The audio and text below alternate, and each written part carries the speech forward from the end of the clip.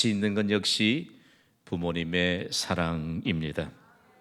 한국 교회는 부모님의 사랑을 잊지 않고 기억하기 위해서 매해마다 5월 둘째 주일을 어버이 주일로 섬깁니다. 우리에게 부모님을 주신 분이 하나님이십니다. 부모님으로부터 우리가 왔습니다.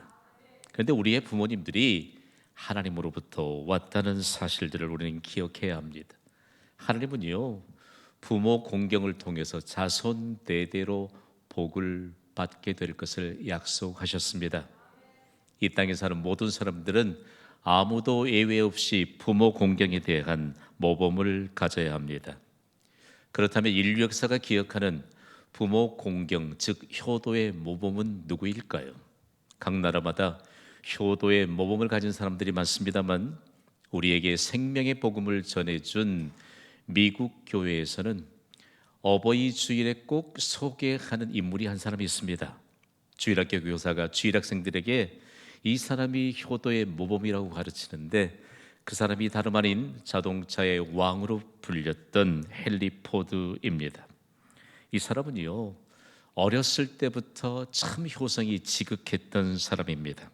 자동차가 없던 시절에 지병을 가지신 어머니께서 아프면 의사가 먼 곳에 있잖아요. 어린 소년이 어머니가 아플 때마다 아주 그냥 급한 마음으로 의사에게 뛰어갑니다. 그리고 의사에게 도착하면 의사에게는 마차가 있기 때문에 마차로 어머니를 향해서 가는데 그 마차 안에서 늘 이런 생각을 했습니다. 마차가 왜 이렇게 느릴까? 지금 어머님은 고통 중에 있는데. 저는 이 사람의 이 내용을 주일학교 교사가 아이들에게 가르치는 그 현장에서 얼마나 큰 감동을 받았는지 모릅니다. 그리고 어린 소년은 늘 이런 생각을 했습니다. 마차보다 더 빠른 교통수단이 없을까? 그의 어머니가 신실한 믿음의 사람이었거든요. 그런데 헨리 포드가 12살이 되던 해였습니다. 어머니와 좀 떨어진 이웃 도시에서 살고 있었는데 어머니께서 위독하다는 소식을 받았습니다. 그래서 말을 타고 어머니가 위독하다는 그 자신의 집까지 한 마음으로 달려갔는데 그만 헨리 포드가 집에 도착하기 전에 어머니는 숨을 거두고 말았습니다. 얼마나 마음이 아팠든지 평생 동안 어머니의 임종을 지켜보지 못하고 어머니의 마지막 모습을 바라보지 못했던 것이 얼마나 마음속에 크게 남아 있었는지 모릅니다.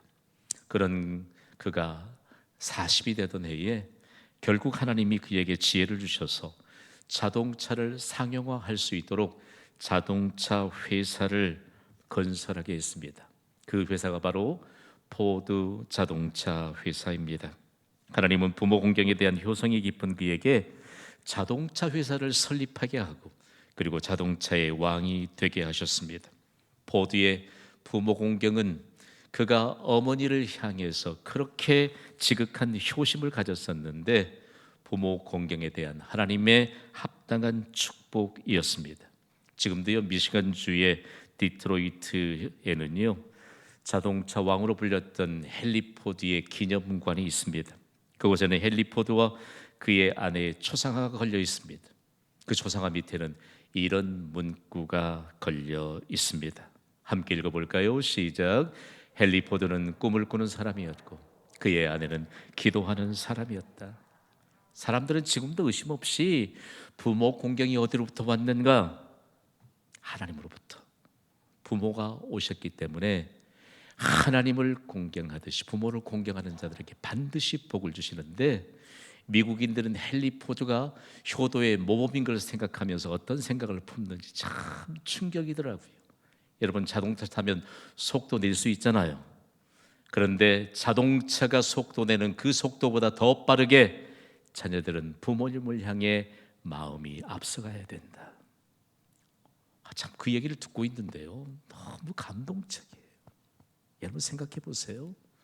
오늘 이 시대를 살아가는 우리는 아무도 예외 없이 부모님의 자녀가 되지 않았습니까?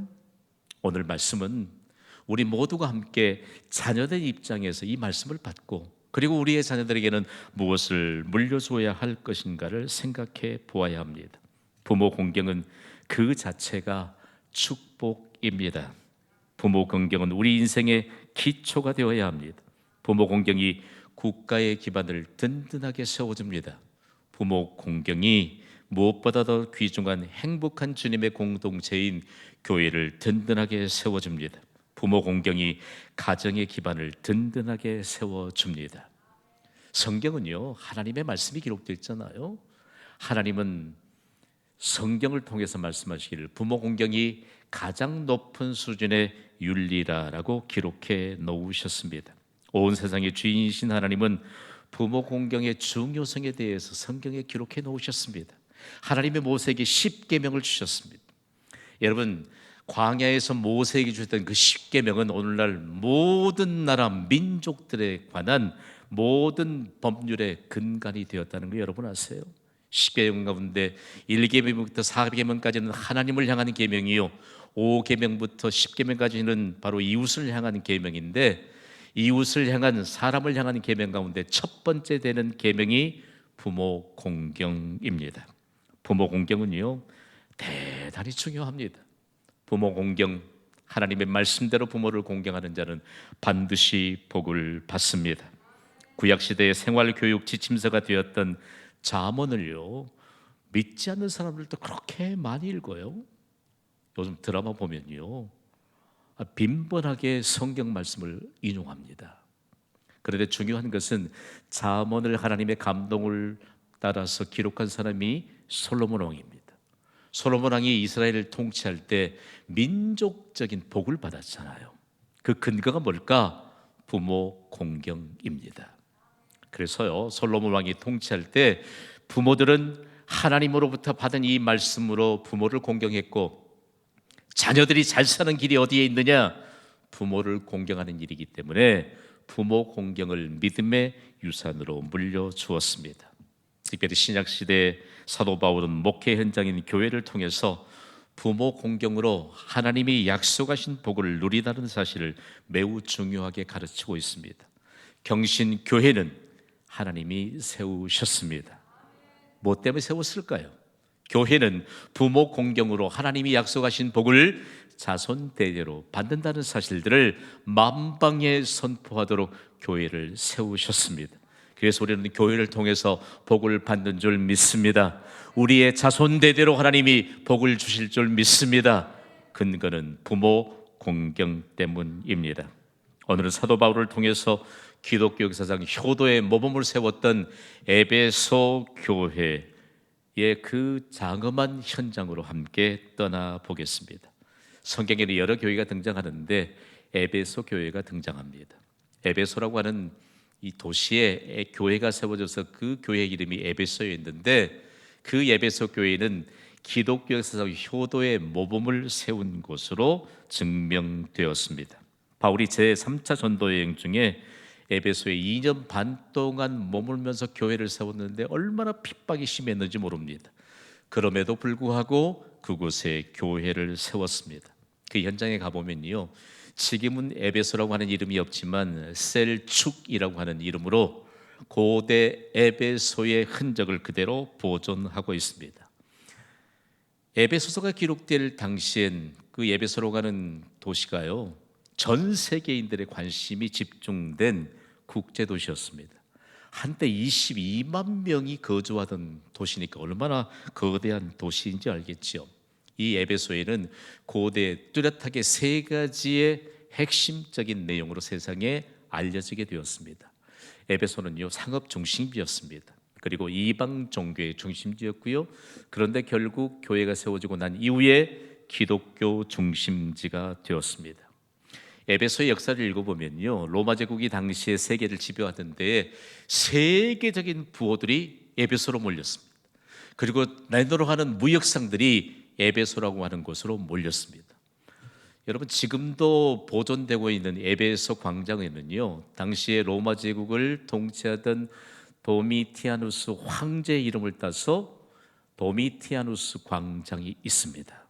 아마 에베소, 고대 에베소로 가면 이런 인증샷을 찍게 될 것입니다. 중요한 것은 저 도서관이 중요한 게 아니고 저희가 서 있는 광장이 중요합니다. 이곳에서 전 세계 부호들이 진귀한 물품들을 구입하기 위해서 또는 팔기 위해서 그곳에 서는데, 이것을 헬라말로 아고라라고 하거든요. 고유명사가 돼서 아고라 하면 전 세계인들의 관심을 가졌던 진귀한 명품들, 신상품들, 그리고 에베소에서 찾을 수 없는 물건이면 세계 그 어느 곳도 없다고 하는 이런 자존감을 높여줬던 곳이 아고라입니다. 광장입니다. 얼마나 사람들이 그곳에 몰렸겠어요. 돈이 몰렸겠습니까? 그리고 얼마나 진귀한 명품들이 그곳에 몰려 있었겠습니까? 그러니까 고대 사회에서 1세기의 정황들만 보면 에베소는 국제도시입니다.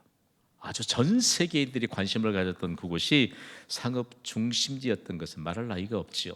그런데 여러분, 돈이 몰렸던 상업 중심지에 여전히 이방 종교 문화가 형성이 되고 이방 종교의 중심이 되었습니다. 여러분, 아데미 신전 아시지요? 고대 7대 불가사의라고 일컫는 아데미 신전이 에베소에 있었습니다. 이 에베소 신전이 얼마나 큰가 하면요, 지금은 기둥 몇 개와 그리고 잔해들 흔적들만 남아 있습니다. 이 주위를 도는데 정말이 피곤할 정도입니다. 축구 경기장 하나만큼만 규모로 아데미 신전을 지었습니다. 몇 년 동안에 지었을까요? 220년이 걸렸습니다. 그들은 하나님 자리에 아데미 여신을 앉게 하기 위해서 220년 동안 시간과 물질과 정력을 허비했습니다. 그런데 그곳에 교회가 세워지면서 인류 역사의 전환점을 가져오게 되었습니다. 무엇이 전환점이 되었을까요? 예수님은요, 십자가에서 구원을 완성하시면서 십자가에서 우리의 죄를 대신 지시고 죽으셨잖아요. 그리고 우리의 죄값으로 집을 되셨습니다. 십자가에서 숨을 거두시기 전에 십자가 아래에 있던 예수님의 육신의 어머니인 마리아를 보면서 예수님이 사랑하시던 제자 요한에게 이런 당부를 하셨습니다. 함께 읽어볼까요? 시작. 또 그 제자에게 이르시되 보라 내 어머니라 하신대 그때부터 그 제자가 자기 집에 모시니라. 아멘. 예수님이 사랑하시는 제자 요한에게 자신의 육신의 어머니를 어머니라고 말씀하신 때부터 사도 요한은 마리아를 자기 친어머니 이상으로 섬겼습니다. 그가 AD 67년경에 마리아와 함께 더불어서 에베소로 이주했는데 그때부터 마리아를 모셨던 마리아의 거처가 지금도 보존되고 있습니다. 얼마나 참 충격인지 모릅니다. 그렇게 친어머니 이상으로 잘 섬겼습니다.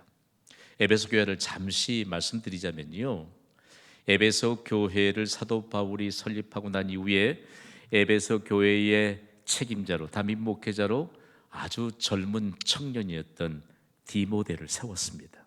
디모데가 그곳에서 아주 모범적으로 목회를 한 이후에 1세기 말쯤에 디모데가 에베소 교회를 떠나게 됩니다. 그때에 예수님이 육신의 어머니인 마리아를 어머니처럼 모시라고 당부했던 사도 요한이 그때부터 에베소 교회의 담임 목회자가 되었습니다. 그 이후로 예수님의 말씀이 효도의 모범으로 세워졌던 에베소 교회가 에베소로 가는 거대한 국대 도시를 변화시켰습니다. 그리고 전 세계를 향해 예수님의 말씀이 효도의 모범으로 세워진 에베소 시가 복을 받았고, 그리고 복음이 전해지는 곳에 이곳이 아름다운 모범이 되어서 얼마나 교회에 관한 내용들을 명확하게 가르쳤는지 모릅니다. 오늘 우리가 함께 살펴보게 될 에베소서 그리고 에베소 교회는요, 효도에 대한 지침을 에베소 6장에 기록하고 있습니다. 그리고 부모 공경 효도에 대한 하나님의 약속이 기록되어 있습니다. 먼저는요, 효도에 대한 지침입니다. 우리 함께 선포해 보시죠. 내 부모를 주 안에서 순종하라. 하나님의 말씀은 읽는 것 자체로도 복이 되는 거 아시지요? 에베소서 6장 1절을 우리 자신의 목소리로 소리 높여 읽습니다. 시작. 자녀들아 주 안에서 너희 부모에게 순종하라. 이것이 옳으니라. 아멘. 하나님의 말씀은 여러분 1.1핵도 틀림이 없습니다. 이 하나님의 말씀을 받는다고 하거든요. 오늘 이렇게 말씀하세요. 주 안에서 너희 부모에게 순종하라고 말씀합니다. 대단히 중요한 것은 여기에 우선순위가 어디로 붙어 있는가라는 것을 우리에게 가르쳐주고 있습니다. 여러분에게 묻습니다. 부모님의 말씀이 먼저입니까? 아니면 하나님의 말씀이 먼저입니까? 다른 교회 성도님들이 많이 오셨나 보네요. 부모님의 말씀이 먼저입니까? 하나님의 말씀이 먼저입니까? 잘 보십시오. 부모님이 믿지 않는 부모님이 계신다고 할 때 예배에 대해서 예배를 그렇게 탐탁지 않고 생각해서 예배를 안 갔으면 좋겠다 할지라도 하나님은 예배 우선적으로 하나님의 말씀에 입각해서 나오면 하나님이 부모님과 가족들의 모든 관계도 해결해 주실 줄 믿습니다. 그러면서 부모님을 주신 하나님의 말씀에 우선적으로 순종하면 부모님도 하나님의 약속하신 축복의 무대에 서게 될 줄 믿습니다. 이게 교회의 역사예요. 교회의 역사예요. 교회의 역사예요. 그러면서 구체적으로 내 부모를 주 안에서 순종하라라고 말씀하신 이 말씀을 우리가 어떻게 받아야 될까라고 하는 것인데요. 하나님은 구약 성경에 이미 주 안에서 너희 부모에게 순종하라고 하는 이 말씀을 이미 약속해 주셨습니다. 스크린을 잘 보면서 말씀을 좀 받으셔야 돼요. 저를 좀 보세요. 레위기 19장 3절을 우리 함께 읽겠습니다. 시작. 너희 각 사람은 부모를 경외하고 나의 안식일을 지키라. 나는 너희의 하나님 여호와이니라. 아멘. 성경을 아는 사람들은 알아요. 하나님을 경외하라고 했는데 누구를 경외하라고 했지요? 부모를 경외하라. 하나님과 하나님이 주신 부모와 동일하게 적용할 수 있는 단어를 주셨는데 그것이 바로 경외라고 하는 단어입니다. 그리고 부모를 공경할 때 공경이라고 하는 이 두 개의 단어는 하나님과 부모님에게 제한적으로 사용할 수밖에 없는 단어입니다. 여러분 보세요. 하나님을 경외하듯이 부모님을 경외한다. 그러니까 부모님을 공경하는 것과 하나님께 예배드리는 것과 동일하게 말씀하셨습니다. 여러분 오늘 하나님께 예배드리는 여러분 부모님을 공경하는 일의 출발선임을 믿으시기를 바랍니다. 하나님을 경외함이 없이 부모님을 잘 공경할 수 있을까요? 천만의 말씀입니다. 오늘 하나님이 우리에게 하나님을 예배하는 이 믿음을 바탕으로 부모님을 공경해야 될 것을 말씀하고 있습니다. 대단히 중요한 것은요, 이 말씀을 우리가 먼저 하나님의 말씀을 받았던 이스라엘 백성들의 이와 같은 정서 속에서 함께 이해해야 되는데요. 참 그들의 지혜가 얼마만큼 크고 놀라운지 모릅니다. 하나님이 앞서 주신 거잖아요. 여러분 어머님들이 자녀를 출생할 때 피를 흘리십니다. 이것을 가지고 교훈을 하는데 어머님이 자녀들을 출산할 때 피를 흘리듯이 자녀된 자들은 피를 흘리기까지 부모님을 공경해야 합니다. 대단히 중요한 내용입니다. 오늘 이 시대에 하나님께 예배하기 위해서 이 축복의 터전에 나온 예배자 여러분 반드시 부모 공경에 대해서 기억하시고 모범을 세우시기를 바랍니다. 다음으로 사람은요 누구든지 태어나자마자 가장 의존적인 존재가 되고 맙니다. 저도 어린 시절에 집에서 키우던 소가 송아지를 낳을 때 보면요 참 신기해요. 송아지는 출생하면 어미소가 혓바닥으로 한두 번 핥아주면 바로 일어서서 뜁니다. 여러분 사람 보셨어요? 사람은 태어나자마자 가장 의존적인 존재로 생명을 유지해 갑니다. 우리의 어머님, 우리의 부모님들이 출생한 아기들을 잠시도 보살펴주지 않으면 생명을 유지할 수가 없습니다. 잠시도 보살펴주지 않으면 정상적으로 자랄 수가 없습니다. 우리의 어머님들 친자리 마른 자리 다 갈아내시면서 손발이 닿도록 희생하셨습니다. 여러분 우리 가운데 만약에 말이에요 어렸을 때 오줌 싸개로 자라신 분들 혹시 안 계세요? 그런 분들은 진짜 부모님께 더 많이 효도해야 돼요. 부모 공경이 얼마나 소중한가라고 하는 사실들을 하나님이 가르쳤어요. 부모가 부모 공경이 얼마나 중요한가를 자녀들에게 삶으로 보여줘야 돼요. 그리고 물려줘야 돼요. 그리스도인들은요, 부모 공경을 하나님이 매우 중요하게 말씀하시는데, 자녀들이 주 안에서 부모에게 순종할 수 있는 믿음만 갖고 있다면 우리의 자손 대대로 하나님이 복을 주실 줄 믿습니다. 이 약속이 얼마나 귀중한지 몰라요. 그래서 하나님이 이것이 옳으니라고 말씀합니다. 다 함께 선포합시다. 이것이 옳으니라. 하나님이 옳다고 말씀하세요. 이것이 복받기에 옳은 일인 줄 믿습니다. 영어권에 있는 성도들은요, This is right. 하나님이 옳다고 말씀하신, 아무도 변경할 수 없는 내용입니다. 여러분, 교회는요, 그리고 교회가 하나님께 드리는 예배는, 예배를 통해서 우리에게 주신 말씀은 옳다 말씀하신 하나님의 말씀입니다. 너무 중요하잖아요. 너무 중요하잖아요. 그렇다면 왜 하나님이 주 안에서 너희 부모에게 순종하는 것이 옳다고 말씀할까?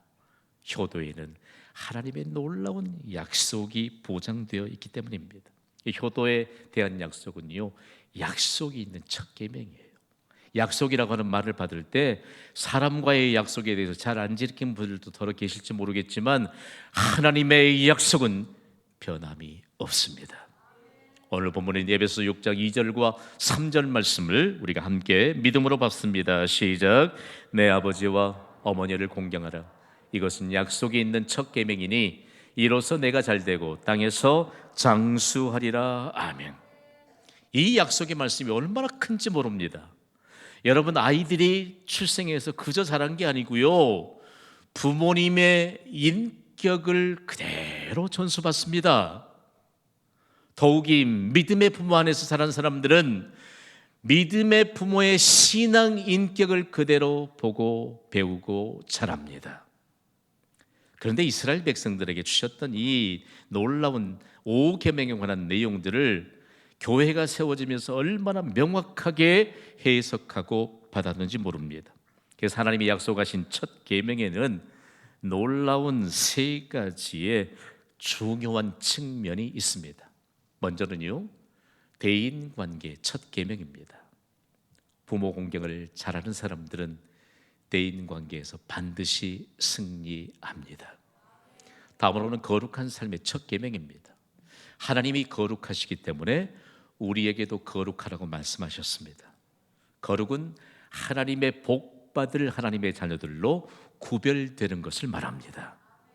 그러니까 거룩한 삶의 첫 계명이 뭐지요? 부모를 공경하는 것입니다. 주 안에서 부모에게 순종하는 것입니다. 이것이 하나님의 복받을 자녀로 구별되는 무대에 서는 것이라는 것을 가르쳐주고 있습니다. 다음으로는 약속이 보장된 첫 계명입니다. 가슴이 두근두근 거리잖아요. 하나님의 약속은 반드시 이루어지게 될 줄 믿습니다. 하나님의 약속하신 것은 뭘까요? 내가 잘 되리라는 것입니다. 우리 서로를 함께 축복해 보겠습니다. 내가 잘 되리라. 시작. 여러분이 잘 될 것을 믿습니다. 주 안에서 부모를 순종하는 것은요, 하나님이 잘 되리라라고 약속하셨습니다. 대단히 중요합니다. 여러분, 잘 되는 사람들에겐 특징이 있는데, 먼저는 하나님과의 관계가 좋습니다. 그리고 사람과의 관계가 좋습니다. 그들에게 나타나는 특징이 있는데 즐거움이 넘쳐납니다. 제가 이 말씀을 일주일 내내 깊이 묵상하는데 하나님이 제게 질문을 주십니다. 자, 여러분들이 한번 대답해 보세요. 여러분이 김 목사가 그래도 즐거움이 넘쳐나는 사람입니까? 아니면 즐거움이 전혀 없는 사람입니까? 산부 예배는 제1이에요. 혹시 뭐 입장이 좀 곤란한 분들 안 계세요? 정말이에요. 정말이에요. 저는 7남매 막내로 자라면서 어머니 손이 닿지 않을 때는 꼭 어머니 치맛자락 붙잡고, 그 다음에 어머니 손이 닿을 때는 그렇게 어머니 손 붙잡고, 제가 해외에 머무는 동안 어머니 연세가 많아지시면서 장수하셨는데 어머니 그렇게 기도하셨대요. 하나님, 고향에 섬기는 교회 강대상을 도맡아서 청소하시면서 우리 막내 아들, 우리 목사 아들 꼭 그렇게 기도하셨대. 설교 잘하게 해주세요. 제가 말씀을 전하면서 그래도 하나님의 능력에 힘입어서 말씀을 선포할 수 있는 것, 저는 늘 그렇게 생각해요. 우리 어머니의 기도, 우리 어머니의 기도.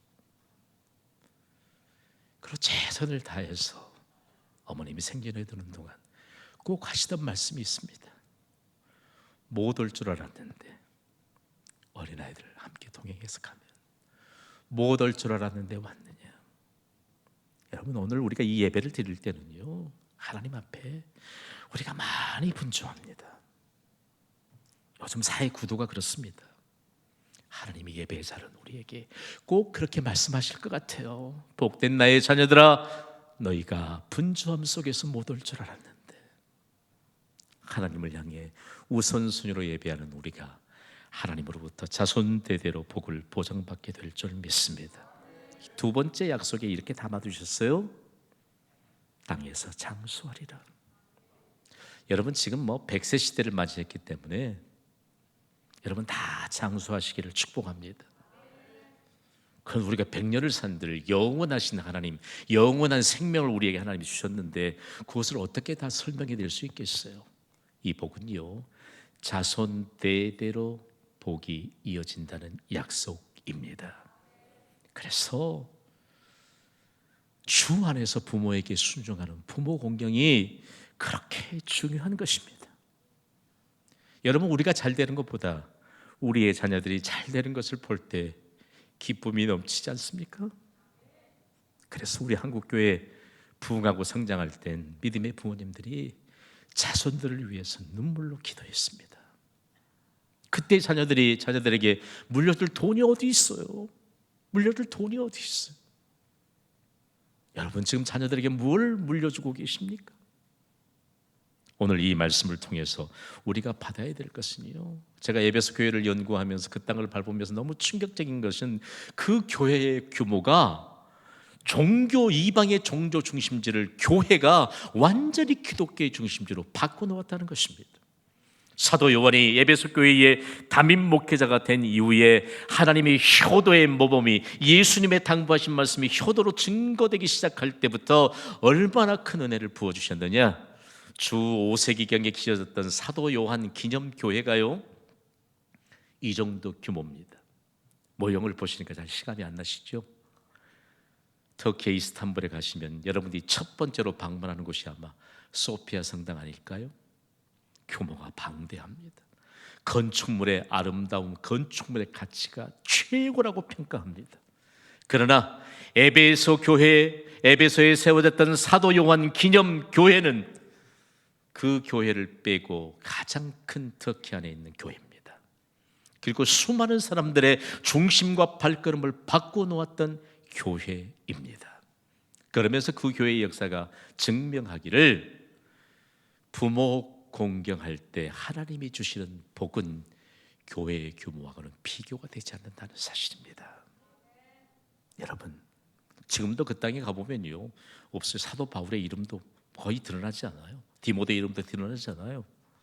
사도 요한, 효도의 모범을 세운 사도 요한의 이름이 지금도 즐비합니다. 뭐 하나 붙잡으면 사도 요한이에요. 사도 요한. 오늘 우리에게 하나님이 어떤 복을 주실까?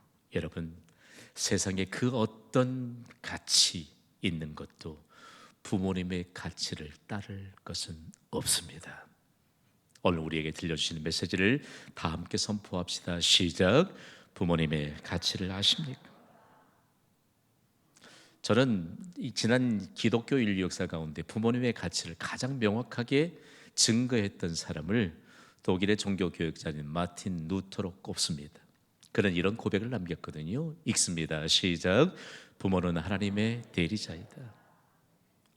얼마나 명확한지 몰라요. 부모님, 하나님과 부모님을 동일한 선상에서 하나님께서 말씀을 부여하시면서 이 두 개의 단어는 하나님과 부모에게만 한정적으로 사용할 수 있는 단어다.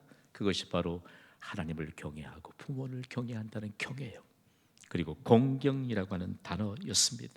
또 하나는요, 자녀된 사람이 어떻게 부모님의 마음을 헤아릴 수 있겠어요?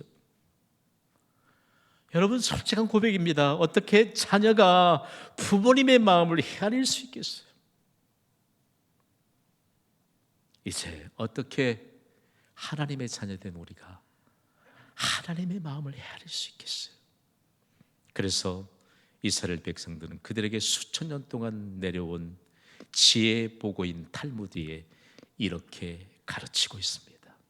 부모의 마음속에는 하나님의 마음이 있다. 우리가 사는 세상에 부모님보다 더 귀한 가치는 없습니다. 이 사실을 깨달아 아는 자들에게 하나님이 약속하신 복이 임하게 될 줄 믿습니다. 우리의 일생 동안 잘 되기를 축복합니다. 그리고 장수하기를 축복합니다. 우리의 자손대대로 영화로운 하나님의 약속하신 봄이 부모 공경을 통해서 이루어지기를 주님의 이름으로 축원합니다.